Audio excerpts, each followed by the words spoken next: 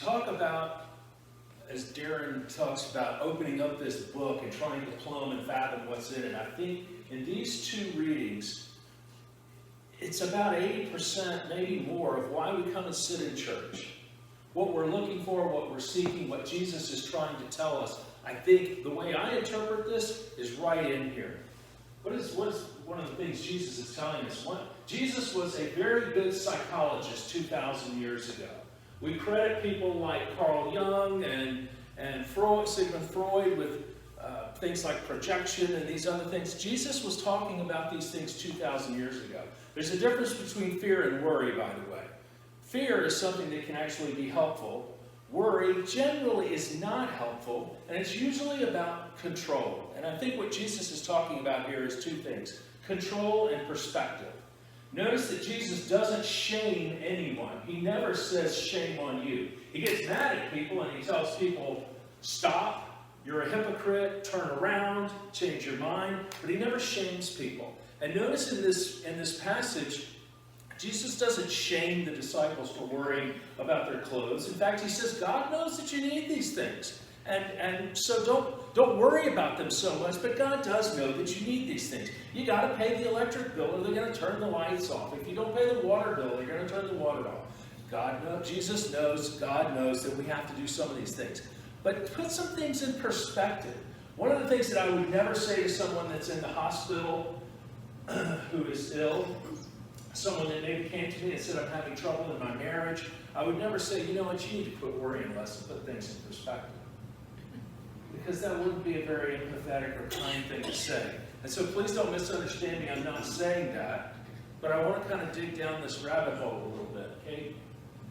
Jesus is saying that anxiety and worry comes from focusing on things a lot of times that we can't control. Some of these symptoms of anxiety. We have one more, Gabe. I'm going to share something with you all, and I think you all are safe people. I don't think you go, well, it's some kind of embarrassing for me, but I'm going to share it with you. Does anybody have a phobia? And a phobia is sort of an irrational fear that gets really blown out of proportion. One person has a phobia, 2, 3. Okay, all right. I'm going to share my phobia with you. If I'm coming to visit you in the hospital and you are on the 15th floor, Kate, what floor was Dom on? 12th? 13th? I don't know, at St. Luke's. Well, put it this way, I was glad when he went to rehab and he was on the ground floor. Avoidance of situations, obsessive or compulsive behavior, excessive worry.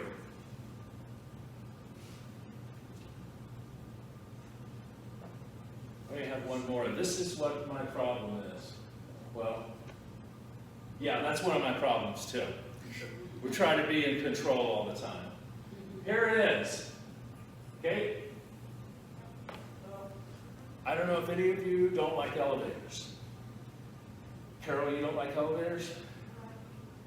To me, I can do it. Okay? I can do it.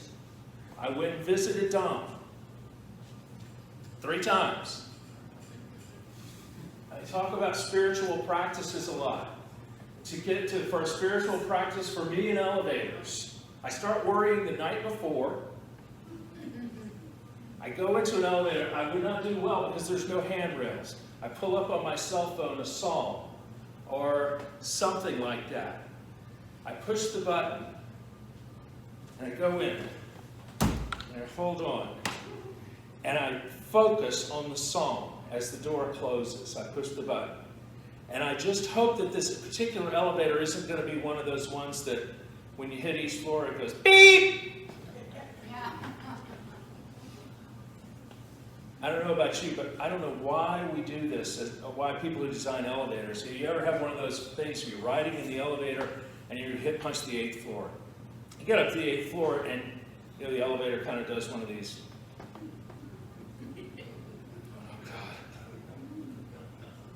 And you wait, and you wait, and the dadgum door doesn't open, and then finally it opens and I go dashing off. at Johns Hopkins when I was a chaplain. I got used to it through kind of immersion therapy because every day I had to ride the elevator. But there was one building at Johns Hopkins. It was an old red brick building from before the Civil War, and it had this rickety elevator. In the basement, 2 lower levels, was the morgue. It used to be the psych ward back right after the Civil War, and people that were just too crazy to even be dealt with, they would chain them to the walls in this red brick basement. Look this up, I'm not making it up. People say that at times you can hear the chains being dragged across the floor. The other problem with this elevator was that you could go up to the 5th floor and see a patient, and then you would push 1. Only the elevator would get to 1 and it wouldn't stop. It would just keep going, and it would go to lower level 2. Lower level 1 was the administrative offices for the morgue. Lower level 2 was where all the bodies were. And I think they hired Stanley Kubrick from The Shining to design this room because the doors would open and it was lit with these blue fluorescent lights, and it was kind of gloomy. Needless to say, if you were dying on the 5th floor at 2 o'clock in the morning in that building, and I was the chaplain on duty, it might take me a little while to screw up the courage to come and see you. I would do it. Let me have one more. But for me, I can ride a glass elevator. I have no trouble. I can ride a glass elevator to the 100th floor. Doesn't bother me a bit. Why? Because I'm kind of in control. I can look out and I can see there's windows. If I get stuck, I can see the fire trucks coming. When the doors close and it's not a glass elevator, I'm terrified because I have this need to be in control. I have gone through this in therapy that I had to go through after getting out of the Navy. And usually when counseling, when we go to a counselor, when we figure out what it is, and this is a childhood event that I can put this back to, we go, aha, I'm not afraid of elevators anymore. No, I'm still scared to death. I figured it out, but it hasn't gone away. We have this need to be in control. And Jesus says most of the things that you worry about, you really can't control. In fact, worry, or trying to be in control, he says, comes from the evil one. Remember the passage where Jesus says, don't swear an oath, either by heaven, because that's where God lives, or earth, because it's God's footstool, because you don't have the power or the control to turn one hair of your head white or black. And yet we worry ourselves to death, over most of the time, over things that we can't control. Okay? I brought a theological tool to show how ridiculous I can be about this. I was talking with Jeff earlier. You know, if I swing this club, probably never thought you'd call a pastor that would do this in a road, did you? I swing this club as hard as I can. It's going about 100 miles an hour when it hits that ball. If I'm just slightly like this, the ball's going over there. If I hang on my right foot and slightly like this, there's about 1 million processes that I'm trying to control.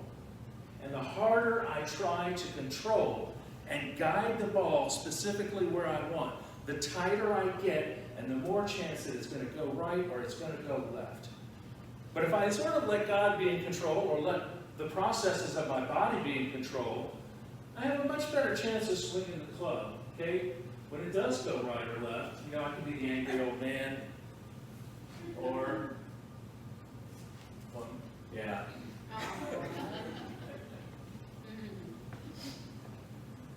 I think Jesus, one of the things that he's saying is, let God be in control. I think God and I are going to have a good time laughing when I get to, hopefully, to heaven, when he says, I put you on this beautiful blue dot of a planet, and you're out playing golf, under the sun, the Snake River is going by you at River Bend, and you look like that angry baby when you could have just enjoyed it. You tried to be in control so much. Jesus says, I think we need a little bit of perspective. What's really important? We make things very, very, very important, don't we? Taylor Swift going head-to-head with Kanye.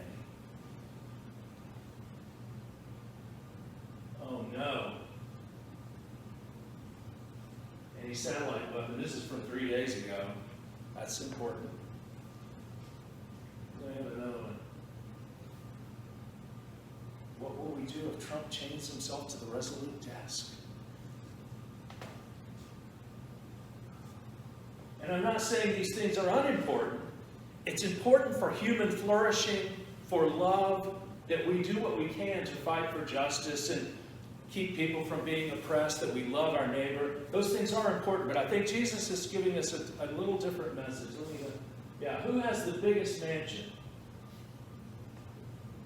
If you had unlimited money, what would you do for yourself? We have one more. Biggest God in the world. When I was growing up, we had a boat that we used to travel around on. It was about a 50-foot boat, and we would go into marinas.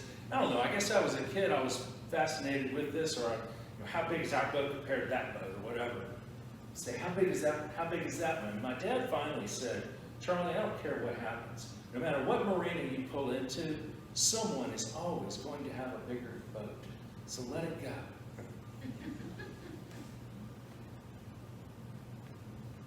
What's next? The election will be over. COVID-19 will be over. It's important what happens. It's important that people vote. I hope you'll vote. But these things will pass. Jesus says, you will always have the poor. It's important for us to fight for justice now, but these things, ultimately, how important are they? Let's get a little perspective from Christ and the universe. Okay, one more. There's the Milky Way galaxy. See if you can spot Earth in the Milky Way. It's kind of on the left-hand side, about 3/4 of the way out in that little sort of thing of light. No, you can't spot Earth because there's 100 billion suns in our galaxy. And as many as 400 planets. And in 4 billion years, this is going to happen. The Milky Way galaxy is going to collide with the Andromeda galaxy. As we think about how important our problems are, or all the things that we worry about, me doing this in an elevator, how important is it really? Jesus, I think, is saying. I'm interpreting, Kate.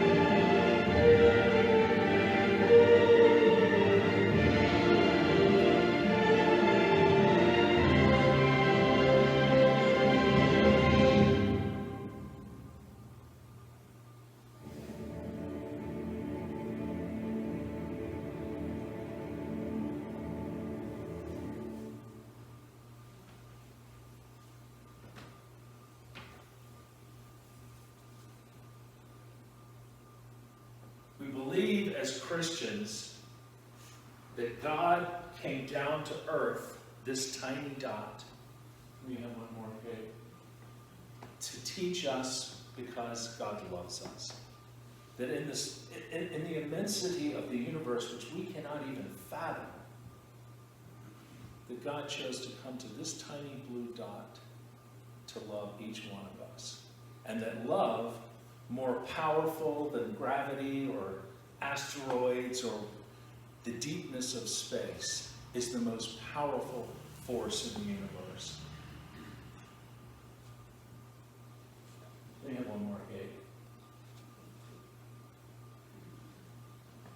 Loving ourselves, loving God, loving our fellow human beings. And by that I don't mean a mawkish, sentimental type of love. I don't mean a love like you love your children, necessarily your parents or spouse, boyfriend, girlfriend, whatever. It's doing love. You can love even people that you do not like. It's saying, how are you doing today? How are you feeling? Can I help you with those groceries? Treating others with respect and dignity and kindness. I'll kind of wrap this up. When I first moved here, I found the Albertsons down on Blaine Street in Caldwell.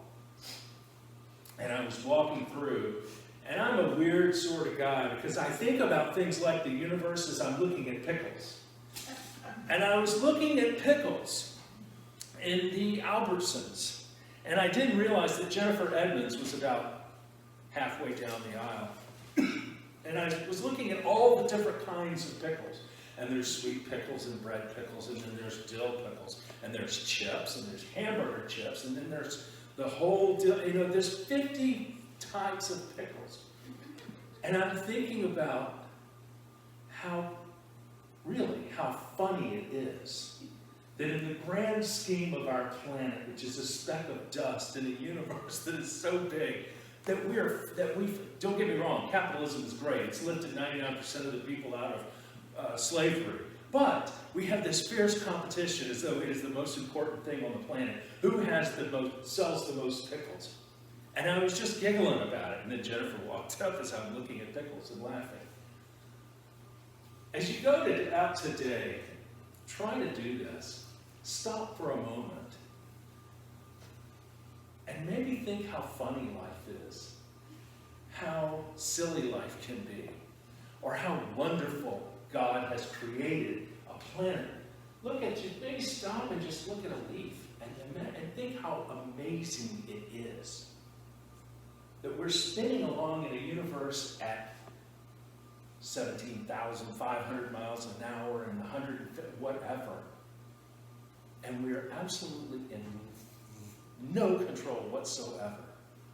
That God ultimately is in control of the universe and in control of us. And the most powerful force in the universe uses the most powerful being in the universe uses the most powerful force in the universe to love us. Love one another, love God, and love yourself.